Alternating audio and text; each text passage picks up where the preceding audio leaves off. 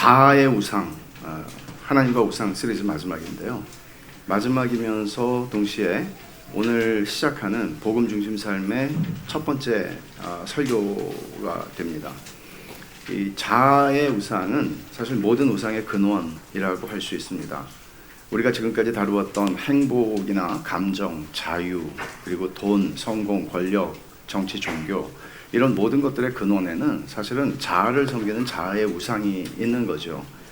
하나님께서는 너희가 먹든지 마시든지 무엇을 하든지 다 하나님의 영광을 위해서 하라 그렇게 말씀하시잖아요. 근데 우리는 사실 실제 삶에서 먹든지 마시든지 무엇을 하든지 다 자기의 영광을 위해서 하잖아요. 그러니까 하나님의 자리에 사실은 우리 자신들을 두는 거고, 그리고 그것이 하나도 이상하지 않은 거예요. 이상하게 여겨지질 않아요. 아니 내가 나를 위해서 사는데 뭐가 문제야? 라고 말할 수 있죠. 근데 이제 그게 무신론자이거나 하나님의 존재를 인정하지 않는 사람 같으면은 그게 무슨 문제가 있겠어요. 물론 그 자체가 하나님 앞에서 죄지만, 그러나 하나님을 믿는다고 하고 내가 하나님을 섬긴다고 하지만 그럼에도 불구하고 우리의 그러니까 이 모든 걸 다 이용하는 거죠. 심지어 종교, 신앙 이 모든 것들을 자기 영광을 위해서 이용하는 거예요. 그러니까 얼마나 기만적이고 얼마나 무서운 것입니까?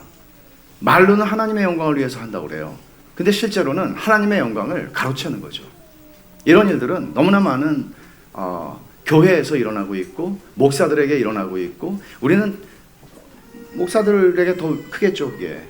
그러니까 우리는 우리의 삶에서, 그리고 여러분들의 삶에서 하나님 내가 이걸 도와주시면 내가 주님을 정말 잘 섬기겠습니다라고 하지만, 실제로 그 속에서 우리는 늘 하나님의 말씀 앞에서 자신을 살피지 않으면 우리는 순식간에 자기를 섬기는 자아라고 하는 우상을 섬기는 자리에 가지 않을 길이 없습니다. 나는 누구인가? 이 질문 되게 중요한 질문이죠. 나는 누구인가? 제가 좀 찾아보려고 그러다가 책을 찾지 못해가지고 얘기를 하고 싶었는데 이런 얘기예요. 토니 캠플러라고 하는 그 미국의 사회학자이면서 약간 진보적인 사회학자죠. 그리고 목사이기도 한 분인데, 이분이 어느 책에서 이런 얘기를 했어요. 2차 대전이 끝나고 유럽에, 그러니까 단기적인 혹은 장기적인 기억 상실증에 걸린 사람이 굉장히 많았대요. 근데 이제 그런 사람들을 치료하는 과정에 있는데 그 마르코스인가? 하여간 그 스페인 이름으로 되게 흔한 이름인데, 남자 이름인데 이름은 어떻게 이 사람이 기억을 했는지 하여간 정확하지가 않아요. 근데 이게 꼭 해주고 싶어서 하는 얘기예요. 내가 누구인지 아는 사람이 있습니까? 그리고 광장에 나가서 되게 슬픈 얘기죠. 내가 누군지 아는 분이 있습니까? 내가 나를 모르겠거든요. 근데 이거는 그런 어떤 전쟁의 어떤 트라우마 때문에 그런 일들이 일어났다고 하지만, 실제로 우리가 살아가면서도 진짜 자기를 아나? 여러분은 정말 얼만큼 자기 자신을 안다고 생각하세요? 근데 이 질문에 정말 정확한 대답을 나는 하는 사람인가? 나는 알고 있는가? 근데 이 질문이 중요한 이유는 뭘까요, 여러분?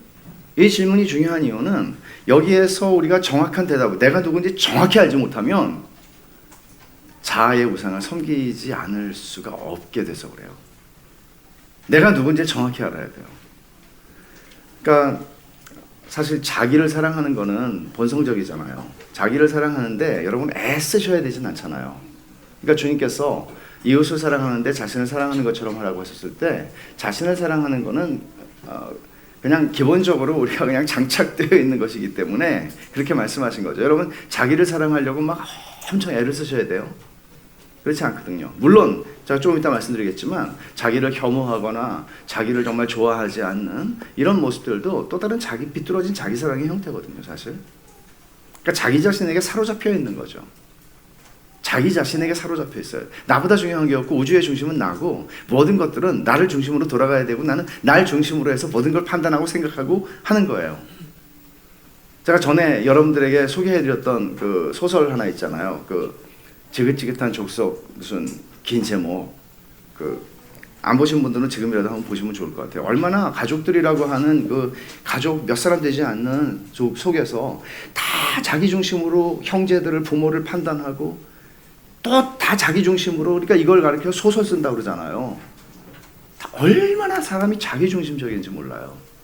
일생을 한 집에서 30년을 같이 살고 그렇게 했어도 그렇게 많은 오해들이 일어나요. 그게 왜 그런지 아세요? 그게 자아숭배의 또 다른 한 면이거든요. 그래서 폴 브라운백이라고 하는 분은 이런 얘기를 해요.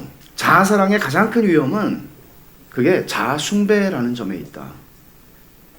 그러니까 자기를 사랑하는 것, 어떻게 그러니까 자기를 정확히 알아야 자기를 숭배하지 않고 사랑할 수 있어요. 근데 자기를 모르면 자기를 숭배하는 쪽으로밖에는 가지 않아요. 그러니까 이거를 저는 자아숭배라는 것을 저는 다른 말로 비뚤어진 자기사랑, 비뚤어진 자아사랑이라고 표현을 하고 싶은데, 이 비뚤어진 자아사랑은 두 가지 방향성이 있어요. 하나는 상향적이고 하나는 하향적이에요. 상향적이라고 얘기하는 거는 인간의 최초의 범죄 사건에서 보듯이 아담과 하와는 하나님과 같이 되는 것, 하나님과 같이 되는 것, 선악을 분별하는 것, 이것이 그들에게 굉장히 중요하다고 생각했죠. 우리도 그렇게 될 수 있으면 좋겠다고 생각한 거죠. 그러니까 이런 뱀의 유혹, 먹으면 너희 눈이 밝아져서 하나님과 같이 되어 선악을 할 줄 하나님이 아십니다. 너희가 선악을 분별할 수 있어. 너희가 도덕의 기준이 되고 너희가 절대 기준이 될 수 있어. 하나님이죠. 하나님의 역할을 하는 거죠. 그러니까 이거는 상향적 비뚤어진 자아사랑의 모습으로 나타나는 것입니다. 그래서 바울 사도는 로마서 12장 3절에 이렇게 권면을 하죠. 내게 주신 은혜로 말미암아 너희 각 사람에게 말하노니 마땅히 생각할 그 이상의 생각을 품지 말고, 마땅히 생각할 그 이상의 생각을 품지 말고 오직 하나님께서 각 사람에게 나누어 주신 믿음의 분량대로 지혜롭게 생각하라. 이것도 사실은 기본적으로 자족이라고 하는 이 전제를 얘기하는 거죠. 하나님이 내 삶에 주신 자리가 어떠하든지 보면 다 열받을 거 많잖아요. 저 사람은 저게 있는데 왜 나는 이게 없지? 저 사람은 저게 있는데 왜 나는 이게 없어? 저 사람은 왜 저런, 이런 식으로 우리는 만사를 생각할 수 있는 거죠. 비뚤어진 자아사랑의 두 번째 성질은 하향적이라는 것인데, 그건 뭔가 하면 아담이 범죄한 다음에 자신을 부끄러워하는 방식으로 나타난 거죠. 그러니까 자기 자신에 대해서 자신감이 떨어지는 거예요. 이게 이제 하나님께서 아담아 너 어디냐 찾으시니까 아담이 뭐라고 대답을 하나 하면 내가 벗었으므로 두려워하여 숨었나이다, 그렇게 얘기를 해요. 그러니까 자기 자신에게서 어떤 결핍, 어떤 부족함, 어떤 채워지지 않음, 그런 만족이 되지 않는, 내가 나 자신일 수가 없는, 하나님 앞에 딱 등장할 수 없는 그런 모습으로 자기 자신을 인식하기 시작한 거죠. 그러니까 결핍을 느끼고 수치감을 느끼고 두려움을 느낀 겁니다. 그러니까 이런 사람은 어떻게 하겠어요? 무화과 나뭇잎이라도 필요한 거죠. 뭔가 덮어야죠. 뭔가 자기의 수치라고 생각하는 거, 약점이라고 생각하는 거, 결핍이라고 생각하는 거, 남들이 이거를 알면 별로 부끄러운 그런 부분들을 가려야죠. 가죽옷이 아니더라도 그 무엇이라도 있으면, 종이 한 장이라도 있으면 가려야죠. 그러니까 자신의 감정으로, 그러니까 수치감이나 어떤 부족하다는 느낌, 이런 감정을 이 사실을 덮어버리는 거예요. 덮으면은 그게 없어지나요? 그대로 있죠. 그러니까 사실 아담은 이렇게 말을 해야 돼요. 하나님한테 내가 벗었으므로 두려워하여 숨었나이다, 이렇게 말하는 게 아니고 내가 범죄하였기 때문에 너무나 두렵습니다, 이렇게 말했어야 돼요. 부끄러운 게 문제가 아니고 범죄했다는 사실이 중요한 거거든요. 근데 그렇게 나가지 않죠. 그러니까 자기의 범죄를 수치감과 두려움이라는 감정으로 살짝 덮는 거예요. 그러니까 이런 비뚤어진 자아사랑의 두 가지 성향, 하나는 상향적이고 하나는 하향적인데, 하나는 막 자신만만하고 똥똥하고, 예를 들면 여러분 요즘에 느부갓네살, 벨사살, 이 다니엘을 읽고 있는데 느부갓네살 뭐라고 그래요? 이 큰 바벨론은 내가 능력과 권세로 건설하여 나의 도성으로 삼고 이것으로 내 위엄의 영광을 나타낸 것이 아니냐. 여러분 세상의 권력자들은 이런 말 되게 많이 합니다. 권력이 뭐 대단한 왕이나 무슨, 느부갓네살은 제국의 왕이나 됐죠. 근데 왕이 아니라 뭐 별게 아닌 권세라도요, 별게 아닌 권세, 정말 뭐 말하지 않겠습니다. 별거 아닌 권세들. 그래도 우리는 이런 생각을 한다니까요. 그러니까 모든 인간들에게는 이런 식의 비뚤어진 자아사랑의 형태로 자기를 뭔가 주어지면 자기가 가지고 있는 포지션과 그리고 수단과 방법을 가리지 않고 거기까지 왔는데 그 포지션과 자신의 인격을 동일시하는 거예요. 나 진짜 괜찮은 사람이지 라고 생각하는 거죠. 우리는 기회가 없어서 죄를 못 짓지, 이 말 동의하세요? 기회가 없어서 죄를 못 져요. 기회만 주어지면 죄를 져요. 그렇기 때문에 자족하라는 거예요. 하나님이 나한테 돈을 많이 주시면 내가 정말 이 땅에 가난한 자들을 없앨 텐데, 이렇게 그런 일이 일어나잖아요. 비뚤어진 자아사랑의 형태가 하향적으로 나타나는 것도, 여러분 예를 들어서 우리가 가지고 있는 열등감의 문제라든지 또는 정도의 차이가 있겠지만 다양한 방식으로 자기를 비하한다든지 자기를 혐오하는 분들도 계시죠. 그러니까 이런 식으로 죄로 말미암아 망가진 우리의 자아상은 이런 식으로 나타나거든요. 마음에 안 들어 죽겠어요, 자기 자신이. 근데 마음에 안 드는 방식이 뭐 자기를 좀 낮추는 거, 근데 이거 진짜 겸손은 아니죠. 왜냐면 내 불만의 표출이죠. 나는 이런 사람인데 이게 안 돼. 그래서 내가 수그리는 거예요. 근데 그런 것은 결국은 종이 하나의 차이란 말이에요. 결국 동전 뒤집으면 나에게 뭔가 권력이 주어지면 내가 또 이런 사람이라고 또 착각하는 거죠. 생각하는 거죠. 자기 혐오도 마찬가지로 비뚤어진 자아사랑의 형태입니다. 그러니까 자아를 숭배하는 거예요. 이런 게 다 자아에게 사로잡혀 살아가는 거예요. 하나님도 없어요. 나밖에 없어요. 이런 식의 비뚤어진 자아사랑과 자아숭배 현상은 자기를 모르는 것과 관계가 있어요. 자기를 모르는 거예요. 자기를 정확하게 인식하지 못하면 절대 여기서 자유로울 수 없어요. 자아숭배에서. 그러니까 지속적으로 더 높아지고 더 나아지려고 노력하고 그렇게 가거나, 반대로 나 이렇게 못났어, 나는 이렇게 만족이 안 돼, 그리고는 자신을 뭔가로, 근데 거기서 끝나지 않아요. 뭔가로 치장해요. 덮어요. 애를 써요. 수치를 가리기 위해서. 그러니까 자아숭배에서 벗어나지 못하는 많은 사람이 일반적으로 가지는 착각이 있어요. 그건 껍데기로 해결할 수 있다는 거죠. 무화과 나무 잎으로 해결할 수 있다는 생각이에요. 자기를 포장함으로써 이 자아의 딜레마를 해결할 수 없습니다. 상향적이든 하향적이든 이런 비뚤어진 자기만족에 결코 이를 수 없게 만드는 이런 방식으로 자아를 사랑하는 것은 결국 학벌, 스펙 또는 무슨 비싼 뭘로 우리 자신들을 덮는 거예요. 그러니까 껍데기죠. 껍데기는 내용은 아니잖아요.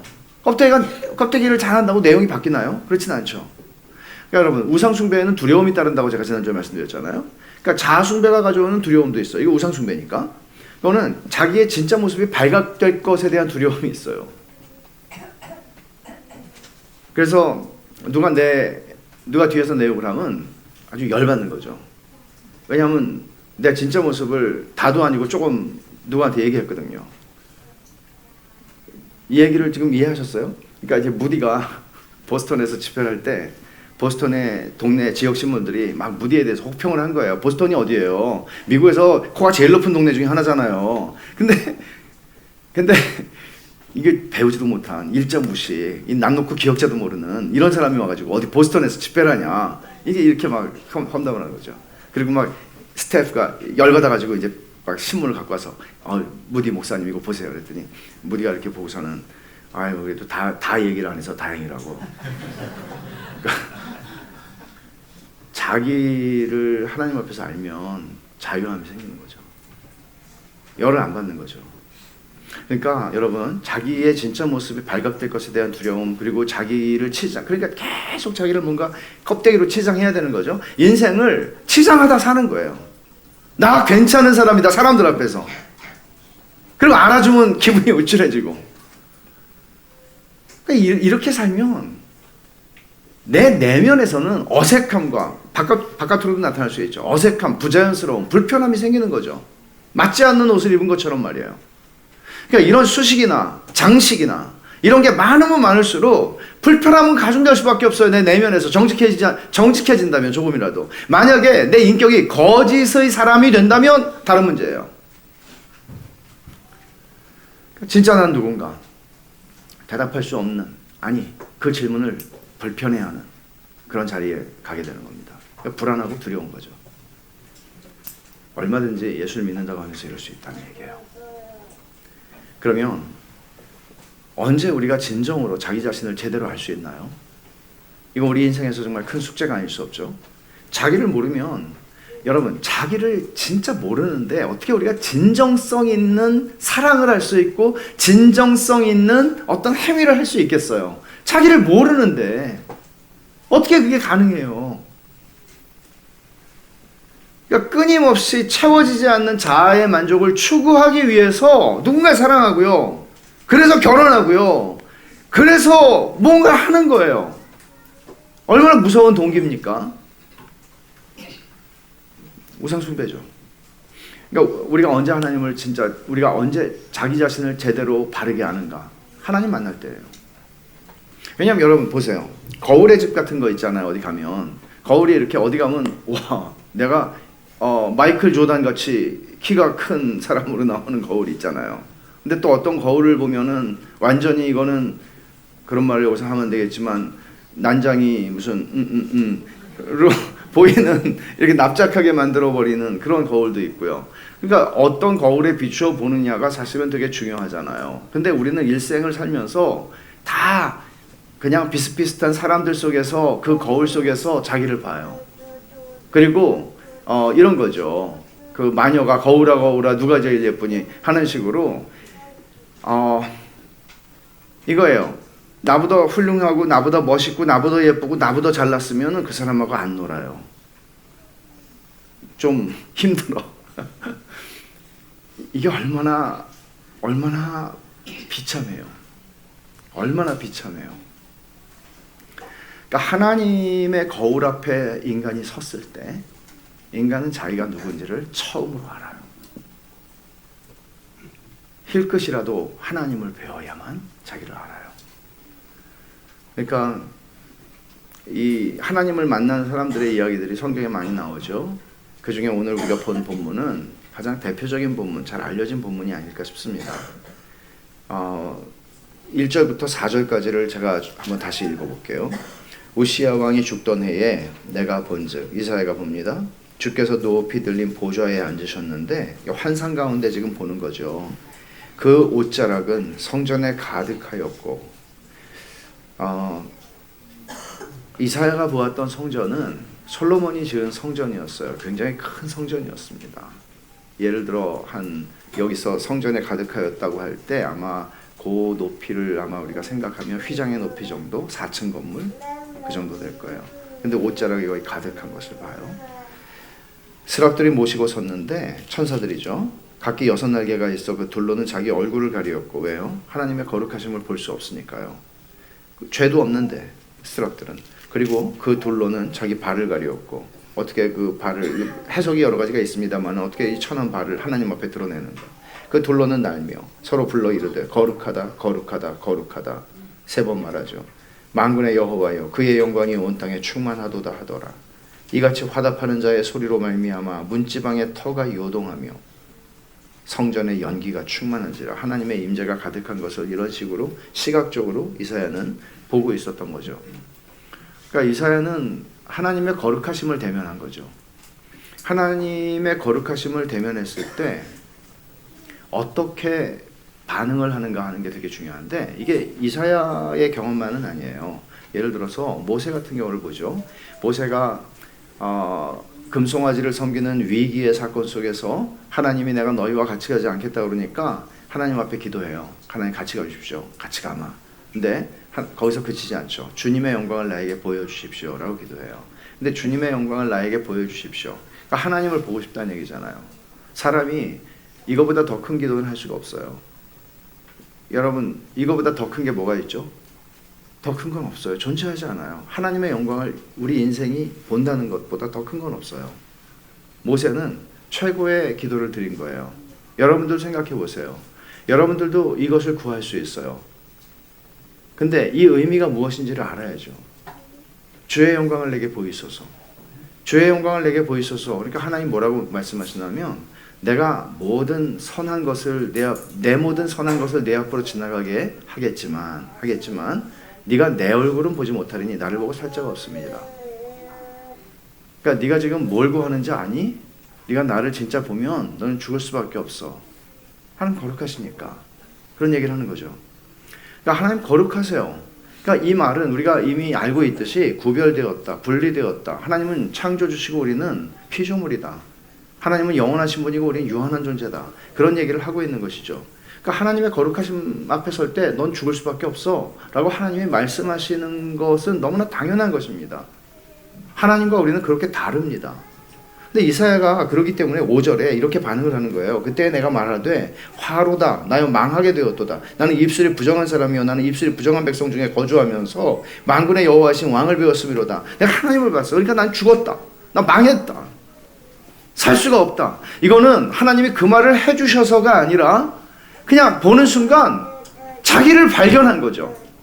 그러니까 난 죽어야 마땅한 존재구나. 이 거룩하신 분 앞에서 나는 죽어야 하는 존재구나 라고 생각한 거죠. 그럼 한번 여러분 생각해 보세요. 이사야 선지자가 이 경험을 하기 전에 하나님의 거룩하심에 대해서 전혀 몰랐을까요? 알았죠. 그리고 이 경험을 하기 전에 뭐 자신을 대단한 사람이라고 이사야가 생각했을까요? 천만의 말씀이에요. 이사야 선지자는 자기가 죄인이라는 것도 알았고 하나님 거룩하시다는 것도 알았어요. 근데 하나님의 거룩하심을 진짜 대면하자. 이제까지 내가 하나님을 알았던 방식이 아닌 방식으로 하나님을 대면하자. 그는 화들짝 놀란 거예요. 소스라치게 놀란 거예요. 대경실색한 거예요. 하얗게 질린 거예요. 왜? 거룩하신 하나님을 그가 배웠을 때 그분은 자기가 생각하던 거룩하신 하나님이 아니었으니까. 자기가 알았다고 생각하던 거룩하신 하나님이 아니었으니까. 그리고 그분 앞에서 나를 봤을 때 나는 죄인이야. 죽어마땅한 죄인이야. 수백 번 이야기를 했었지만 그는 자기가 생각했던 것보다 말할 수 없이 비참한 죄인이라는 것을 봤기 때문에 놀란 거죠. 두렵고 놀라지 않을 길이 없었을 겁니다. 이렇게 반응하는 것이 심한 반응이 아니었다는 얘기죠. 우리도 마찬가지입니다. 우리도 거룩하신 하나님을 찬송합니다. 거룩하신 하나님의 임재를 구합니다. 그리고 일상의 삶을 살아가면서도 우리는 하나님을 생각합니다. 그 우리 가운데 난 죄인입니다 하는 걸 부정하는 사람 없을 겁니다. 그러나 우리가 정말 거룩하신 하나님을 배울 때 우리는 내가 알던 하나님이 아니라는 사실을 알게 될 것이고 이사야에게 일어난 것처럼요. 내가 생각하는 죄인 그것과 비교할 수 없이 나는 큰 죄인인 것을 알게 될 거예요. 그렇게 되면 어떤 일이 일어날까요? 순간적으로 이사야가 5절에서 말한 것처럼 절망이죠. 화로다 나는 망하게 되었도다. 그 거룩하신 하나님 앞에서 난 망한 거죠. 죽었구나. 하나님의 거룩한 진노와 심판 말고는 내가 바랄 게 뭐가 있겠습니까? 정말 하나님을 안다면. 그러니까 성경에서 하나님의 진노에 대해서 얘기하고 거룩하신 하나님을 얘기하고 하나님의 심판에 대해서 얘기하지만 과연 우리는 그걸 얼마나 알까요? 그리고 우리는 우리 자신이 죄인이라는 것을 인정하고 이해하지만 우린 과연 우리의 죄인됨을 얼마나 그 깊이를 알고 있는 걸까요? 이런 생각을 우리는 해야 하는 것이죠. 여러분, 자기가 죄인이라는 것을 알지 못하고 그리스도인이 될 수 있습니까? 내가 죄인이 아닌데 어떻게 그리스도께서 나를 위해서 내 죄 때문에 십자가에서 죽으셨다는 사실을 인정할 수 있겠습니까? 천만의 말씀이죠. 그러니까 아무리 복음은 예수님이 당신을 위해서 십자가에서 대신 죽어주셨고 하나님의 진노를 대신 받으셨고 율법의 심판과 형벌을 대신 다 받은 겁니다라고 얘기하지만 이게 어떤 사람에게는 복음이겠죠. 아주 정말 인생을 완전히 뒤바꿀 수 있는 복음이겠죠. 왜냐하면 하나님의 거룩하심 앞에서 내가 죄인인 것을 얼만큼이라도 알았다면 그 사람에게 얼만큼의 복음이 되는 거죠. 그러나 그걸 잘 알지 못하는 사람에게는, 피상적으로 하는 사람에게는 어떻게 복음이 의미가 있겠어요? 아무 의미가 없죠, 사실. 좋은 소리네. 그 이상이 될 수 없는 거죠. 이사야의 이야기는 절망으로 끝나지 않습니다. 절망하던 이사야는 놀라운 경험을 하죠. 그게 6절과 7절에 나오는데, 그때 그 스랍 중에 하나가 부젓가락으로 제단에서 집은 바 핀 숯을 손에 가지고 내게로 날아와서 그것을 내 입술에 대며 이르되, 보라, 이것이 내 입에 닿았으니 내 악이 제하여졌고 내 죄가 사하여졌느니라. 죄악이 사함을 받는 감당 못할 은혜를 경험해요, 이사야가. 나는 입술이 부정한 사람이고 입술이 부정한 백성 가운데 거하는 존재니 나는 망하였다 라고 선언을 했는데, 스랍 중에 하나가 숯줄 갖고 와서 입술을 대고 너의 죄가 사해졌다, 너의 악이 사해졌다라고 선언을 합니다. 그러면 여러분, 그리고 나서 일어나는 일이 8절 이하에 하나님이 그를 선지자로 파송하는 장면이 나와요. 그러면 하나님의 거룩하심을 받고 내 죄됨을 봤어요. 죄인됨의 실존을 봤어요. 그리고 절망했어요. 근데 그 절망이 하나님께서 내 죄악을 용서하시는 은혜를 통해서 내가 살아나고, 그리고 하나님의 종으로 보냄을 받게 됩니다. 거룩한 일을 위해서. 그러니까 이사야에게 일어난 이 사건을 신약 성경의 렌즈로 해석을 해야죠. 여러분, 이사야가 스랍이 와서, 스랍이 예수님이에요? 아니죠. 우리의 죄악이 사해지는 것은 예수 그리스도의 십자가의 보혈밖에는 없죠. 예수님이 십자가에서 죽으신 일은 아담의 죄로부터 인류 마지막에 구원받은 마지막 사람의 죄까지를 다 감당하는 유일한 하나님의 속죄의 방편이죠. 다른 길은 없죠. 그러면 이사야가 죄사함을 받은 것은 무엇입니까? 이사야 자신이 나중에 예수님에 대해서 많은 예언을 하죠. 자기가 나중에 예언하게 될 바로 그 메시아가 오셔서 고난을 당하시고 십자가의 죽으심을 통해서 그 일로 말미암아 자기가 죄악의 사함을 받았다는 것을 그는 나중에 더 선명하게 알았겠죠. 그러나 분명한 것은 우리가 신약 성경의 렌즈로 이 말씀을 해석하면 예수님의 십자가의 은혜가 아니었으면 이사야에게 일어난 이런 절망에서 희망으로 바뀌는 일은 불가능한 거죠. 그러니까 우리가 살아가는, 그리스도인으로서 살아가는 모든 삶의 희망이라는 말도 제가 별로 우리에게 의미가 없을지도 몰라요, 어쩌면. 왜냐하면 절망해 본 사람에게 희망이 있지 절망하지 않은 사람에게 희망이 무슨 희망이에요? 우리의 절망이 깊어갔다면, 내가 하나님 앞에서 어떤 죄인인지를 알았고 거기서 절망해 본 만큼 복음은 희망이 있는 것이죠. 그래서 바울은 이렇게 얘기해요. 허물과 죄로 죽을 수밖에 없었던 우리 인간들을 하나님께서 긍휼하신 사랑으로 우리를 그리스도 안에서 구원하여 주신 이야기를 말하기 전에 2장에서, 에베소 2장에서, 1장에서 우리가 지금 누리는 이 모든 복은 어디서 주어지는 것인가? 그리스도 안에서, 그리스도 안에서, 그리스도 안에서, 그리스도 안에서.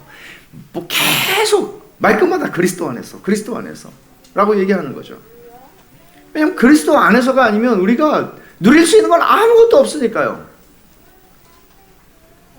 절망이 희망으로 바뀌는 것도 그리스도 안에서 일어난 일이죠. 그리스도의 십자가의 은혜를 통해서 일어난 일입니다. 이런 일이 우리 인생에서 최초로 일어났을 때 우리는 그걸 회심이라고 얘기해요. 그런 일이 여러분에게 있었습니까? 그냥 교회를 다닌다는 얘기가 아니라 그런 일이 여러분에게 있었습니까? 이게 얼마나 크게 일어났느냐를 묻는 게 아닙니다. 나는 하나님의 거룩하심을 본 적이 있습니까? 힐끗이라도. 그렇다면 여러분들은 동시에 내가 지금까지 생각하고 있던 방식이 아닌 방식으로 내가 죄인이라는 사실을 보게 되었을 것입니다. 그리고 절망했을 것입니다. 그리고 복음을 들었을 때 그 복음이 여러분에게 희망으로, 절망을 희망으로 바꾸어 주었을 겁니다. 그리고는 이렇게 얘기하는 거죠. 십자가 무한 영광일세. 십자가 무한 영광일세. 무한 은혜를 십자가의 죽으심을 통해서 경험하게 되는 거죠. 이렇게 우리가 인식하는 십자가의 은혜가 점점 커지는 거예요, 우리 인생에서. 회심 때 제일 컸다가 쭉쭉쭉쭉 줄어드는 게 아니고 우리가 하나님을 알아가는 인생의 여정 속에서 계속 커지는 거예요. 그래서 우리가 다시 본론으로 가보면 이게 자아숭배와 어떤 관계가 있죠, 이 말씀이? 삐뚤어진 자아사랑, 자아의 우상으로부터 내가 하나님을 보고 내가 내 실체를 보게 되었을 때 이 삐뚤어진 자아사랑, 자아숭배로부터 해방되는 거죠. 자유함을 얻는 거죠. 보세요. 이어지는 말씀에서 8절에 내가 누구를 보냈고 하나님이 부르시죠. 그러니까 내가 여기 있으면 나를 보내소서 그래요. 근데 하나님이 하시는 말씀이 9절에 보면 여호와께서 이르시되 가서 이 백성에게 이르기를 너희가 듣기는 들어도 깨닫지 못할 것이요 보기는 보아도 알지 못하리라 하여. 이 말은 무슨 말인가 하면 이사야가 가서 말씀을 전할 때마다 사람들이 반응하지 않을 거란 얘기예요. 무슨 말인가 하면 너는 미안해 이사야, 네가 가겠다고 해서 그건 좋은데 너는 네 사역이 실패하게 될 거야. 사람들이 너에게 반응하지 않을 거야. 왜냐하면 이사야 시대의 백성들의 마음이 너무나 심각할 정도로 완악해져 있는 상태였다는 거죠. 그러니까 이사야 네가 가면, 네가 수고하고 하면 내가 부흥이 일어나게 해줄게. 네 사역에 많은 사람들이 막 회개하고 역사가 일어나게 해줄게. 그렇게 말씀하셨으면 좋았을 텐데 이사야 미안하지만 너 실패할 거야. 그래도 가. 그러면 자아숭배로부터 해방함을 받은, 자유함을 얻은 사람이 이걸 감당할 수 있는 거죠. 난 왜 이러나? 머리를 쥐어뜯고 난 왜 이러나? 내가 이러려고 내가 하나님에게 나를 보내소서라고 그랬나?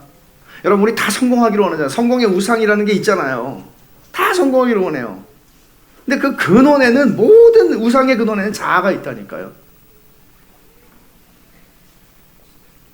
그러니까 여호와는 나의 목자시니 내게 부족함이 없습니다라고 고백할 수 있는 거는 만사가 다 태평하고 만사가 무슨 평안한 강 같고 뭐 그래서 그렇게 대답하는 거 아니에요. 인생에 별의별 일이 다 일어나요. 풍파가 일어나고 폭풍이 몰아닥치고 별의별 일이 다 일어나요. 근데 여호와는 나의 목자시니 내게 부족함이 없습니다. 이렇게 고백하는 거예요. 그게 뭐예요? 어떻게 가능해요? 자기로부터 자유함을 얻었기 때문에 그래요. 사람들이 나한테 뭐라고 그러든지 신경 쓰지 않는 거예요. 자기 자신에게 여전히 매여 있고 자기 자아에 대한 비뚤어진 사랑에 붙잡혀 있으면 하나님을 섬길 길이 없어요. 만약에 저도 그 실험을 하는 거죠. 늘 그 실험을 하는 거죠. 만약에 목사가 자기 자신에 사라져 있어요. 맨날 자기 자신에 그냥 자기 좀 누가 날 좋아하나, 그런 사람들하고 밥 먹고, 누가 내 욕하나, 누가 별로 떠오르는 게 없네요. 그러니까 그리고 뭐 사람들이 뭐 나에 대해서 그런 거, 그리고 사람들의 인기를 얻기 위해서 하고, 그렇게 하면 여러분, 그런 리더가 있으면 어디든지 힘들어요.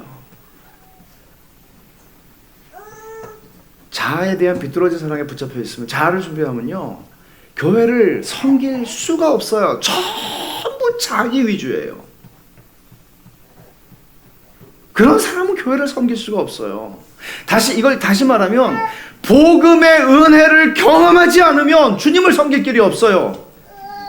하나님 앞에서 내가 누군지를 모르면 주님을 섬긴다고 하면서 교회를 허물어요, 도리어. 그런 일들이 수도 없이 많이 일어납니다. 얼마나 기만적인 일입니까? 누가 교회를 허물겠다고 작정하고 합니까? 자기도 모르게 그렇게 쓰임받는 거예요, 악한 자에게. 이게 복음이 우리를 자유하게 해야 이 주님의 사역을 감당할 수 있는 거예요. 그때 주님이 보내시잖아요. 끊임없이 자기를 치장하려는 노력에서 자유롭지 못하면 하나님을 섬길 수가 없어요. 왜? 그러면 그 다음에는 사람들 앞에서 이런 채 저런 채 해야 되잖아요. 아무 실력도 없는데, 아무것도 없는데. 그러니까 이 이사야가 경험한 거는, 거룩하신 하나님 앞에서 내가 설 수 있는 것은 하나님이 내 죄악을 사하시는 것, 그 은혜예요. 근데 그 은혜는 그리스도의 십자가를 통해서 나에게 주어졌어요. 그 은혜예요. 그 은혜로 사는 거예요. 그 다음에는 거룩하신 하나님께서 그리스도 안에서 그 십자가의 은혜로 죄인의 괴수 같은 나를 용서하셔서 받으셨고, 그리고 나를 새롭게 하셔서, 새롭게 하신 게 뭐예요? 나를 자아의 종으로부터 해방시켜 주시는 거죠. 그러니까 사람을 사랑할 수 있을 뿐만 아니라 자기를 사랑하는 법을 배워요. 그게 뭔가 하면 자기의 약점 때문에 열등감에 시달리거나 수치감이나 절망감으로 그렇게 향하지 않아요. 또 자기의 강점 때문에 잘하는 게 있잖아요. 잘난 게 왜 없겠어요? 있어요. 그것 때문에 자만하거나 우쭐대지 않아요. 진짜 자기를 있는 모습 그대로, 주님이 나를 만들어주신 모습 그대로 자기를 사랑하고, 그리고 사람들을, 하나님이 그들을 주신 모습 그대로 사람들을 사랑하는 거예요. 이게 복음의 은혜가 우리를 자아로부터 자유하게 할 때 우리가 경험하게 되는 일들입니다. 그러면 신자의 성숙을 어떻게 이해할 수 있겠어요? 성숙이라고 하는 것은 하나님과 자기 자신을 점점 알아가는 일에서 자라가는 것입니다. 회심할 때 우리가 처음 그거를 경험하죠. 그리고 나서는 세월이 흘러가면서 하나님이 거룩하시다는 것을 회심할 때 내가 조금 알았는데 점점 더 알아가는 거예요. 그리고 그 알아갈수록 내가 그때 충격적으로 내가 죄인이라는 사실을 깨달았는데, 알고 보니까 그 하나님의 거룩하심을 알면 알수록 내가 얼마나 죄된 존재인지를 발견하게 돼요. 방지일 목사님께서 그런 말씀하셨죠. 기도는 죄를 찾는 현미경이다. 이런 말이에요. 기도는 하나님 앞에 서는 거잖아요. 하나님 앞에 대면하는 거잖아요. 하나님 앞에 대면하면 다른 사람들하고 얘기하잖아요. 사람들하고 얘기하면 이 사람도 못난 게 보이고 저 사람도 못난 게 보이고 막 보이잖아요. 근데 하나님을 대면하잖아요. 그러면 내가 누굴 봐요? 나를 보죠. 그리고 하나님 앞에서 나의 죄들을, 그전에는 보이지 않던 것들을 현미경으로 보니까 죄라고 생각하지도 않았던 것들을, 중학교 때, 고등학교 때가 하여간 과학 시간에 현미경 한번 본 적이 있거든요. 깜짝 놀랐죠. 안 보이는 게 징글징글한 게 너무 많은 거예요. 그걸 보는 거예요. 그럼 하나님 앞에 회개하게 되죠. 이렇게 하면서 우리는 점점 더 자아 숭배의 길이 아니라 하나님 앞에서 은혜로 강건해지는 여정을 걸어가게 되는 것입니다. 그러니까 여러분, 종교인의 마음 중심을 차지하는 건 뭔가 하면 그리스도의 십자가의 은혜가 아니고 자기의예요. 자기의가 차 있는 거예요. 중심이에요. 그리고 이걸 더 강화해요. 그 사람들의 인정과 칭찬이 굉장히 필요하죠. 때로는 직분도 필요하죠. 이런 일들이 교회라고 안 일어납니까? 다 일어나죠. 사람 사는 데인데. 근데 어떻게 우리는 건강한 교회가 될 수 있고 진짜 교회가 정말 교회다운 교회가 될 수 있죠? 우리들 한 사람 한 사람이 하나님 앞에 서야 되는 거죠. 그 씨름을 해야 돼요. 그리고 내가 누군지 알아야 돼요. 그래야 진짜 사랑할 수 있거든요. 그래야 진짜 주님을 섬길 수 있거든요. 그 속에서 우리의 마음이 뜨거워지고 그 속에서 내가 받은 은혜가 커지는 거거든요. 하나님의 거룩하심이 크게 인식될수록 내 죄됨을 크게 인식하게 되고 그 간극을 채우는 게 하나님의 은혜이고 십자가의 은혜가 아니에요? 그래서 바울은 이렇게 얘기를 하는 거죠. 여러분 이 말씀 한번 찾아보시죠. 고린도후서 3장 18절. 제가 많이 애송하는 말씀이죠. 고린도후서 3장 18절. 우리가 다 수건을 벗은 얼굴로 거울을 보는 것 같이 주의 영광을 보매 그와 같은 형상으로 변화하여 영광에서 영광에 이르니 곧 주의 영으로 말미암음이니라. 여러분, 어떻게 하나님 볼 수 있어요? 이제 정말 중요한 거죠. 어떻게 우리 인생에서 회심이라는 사건이 일어났단 말이에요. 그 다음에 일생을 살아가면서 어떻게 하나님을 더 알아갈 수 있어요? 어떻게 하나님의 거룩하심을 더 알아갈 수 있어요? 하나님 봐야죠. 이게 하나님을 보매, 주를 보매 그와 같은 형상으로 변한다 그랬죠. 그 주의 영광을 보매. 어떻게 주님의 영광을 봐요? 바울이 얘기하고 있는 이 앞뒤의 맥락을 보면 바울이 얘기하는 것은 하나님의 말씀을 들을 때 하나님의 영광을 본다는 거예요. 말씀을 통해서 봐요. 그래서 2장 17절을 보시면 이렇게 말합니다. 우리는 수많은 사람들처럼 하나님의 말씀을 혼잡하게 하지 아니하고 순전함으로 하나님께 받은 것 같이 하나님 앞에서와 그리스도 안에서 말하노라. 수많은 사람들은 가짜들 얘기하는 거예요. 거짓 교사들 많았거든요. 그런 거짓 교사들처럼 나는 하나님 말씀 혼잡하게 하지 않는다. 혼잡하게 하지 않는다는 말은 물타지 않는다 이 뜻이에요. 직역하면 물타지 않는다예요. 포도주 장사들 물 타가지고 팔았거든요. 그 당시에 다 그러진 않았지. 나쁜 사람들 이렇게 했죠. 난 물 타지 않는다. 왜 물을 타지 않아요? 복음에 물을 타면 하나님의 영광을 희미하게밖에 못 보니까, 아예 못 보니까. 그래서 나는 하나님에게 말씀을 받은 대로 전한다. 근데 가짜들은 왜 하나님 말씀에 물을 탔어요? 물을 타야 사람들이 좋아하죠. 아, 너무 세. 너무 극단적이야. 하나님의 말씀 자기 의의를 건드리잖아요. 그러면 누가 좋아하겠어요? 적당히 해야지. 이런 거죠. 모두에게 사랑과 인기를 얻기 위해서 거짓 교사들은 물을 탔습니다. 그리고 4장 이제 3장 얘기를 쭉 하고 나서 4장 2절로 가면 또 이렇게 말합니다. 이에 숨은 부끄러움의 일을 버리고 속임으로 행하지 아니하며, 거짓 교사들은 그렇게 했거든요. 하나님의 말씀을 혼잡하게 하지 아니하고, 또 말하죠. 하나님의 말씀에 내가 물 타지 않아. 왜? 오직 진리를 나타내므로 하나님 앞에서 각 사람의 양심에 대해서 스스로 추천하노라. 하나님 말씀을 온전하게 전할 때 주의 영광을, 그 말씀을 들을 때 주의 영광을 보매 주의 그와 같은 형상으로 변화하여 영광에서 영광에 이르니 주의 영으로 말미암음이라. 성령의 역사가 그렇게 일어난다는 것을 바울은 분명하게 믿었기 때문이죠. 물론 하나님께서는 이사야가 보았던 방식으로 우리에게 당신의 거룩하심을 나타내실 수 있습니다. 얼마든지. 그러나 통상적으로 하나님은 하나님의 말씀을 통해서 그것을 하십니다.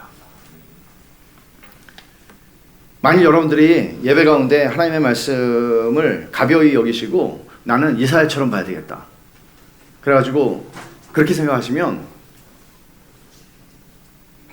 단정할 수는 없지만 이것도 저것도 못할 수가 있어요. 통상적이라는 말은 굉장히 중요한 말이에요.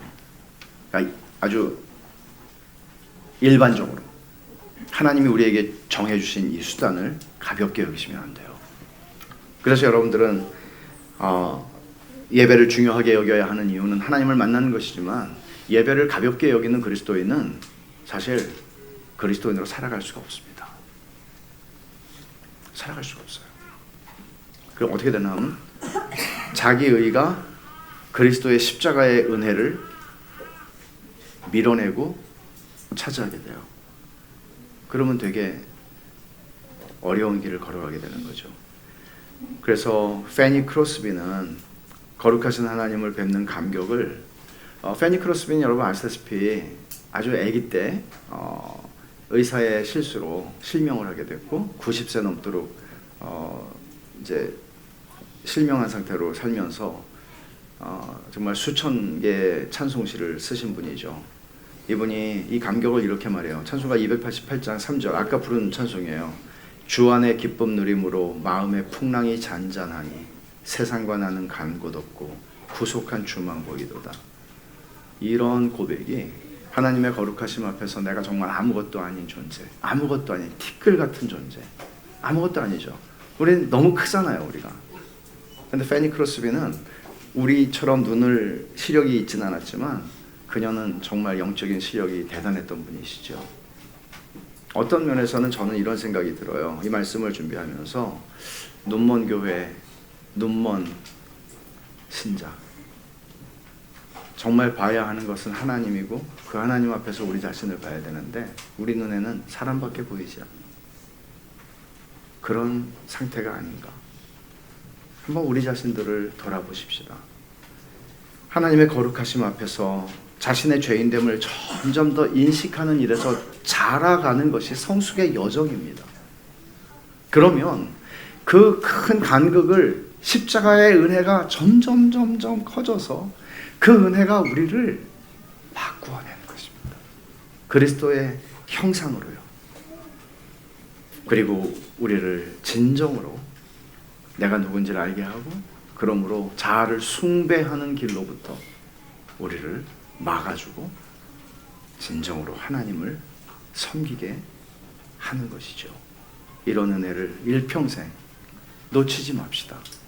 그리고 이제 우리가 같이 이제 신앙생활을 하면서 일생을 뭐 하루 이틀 보고 말 게 아니잖아요.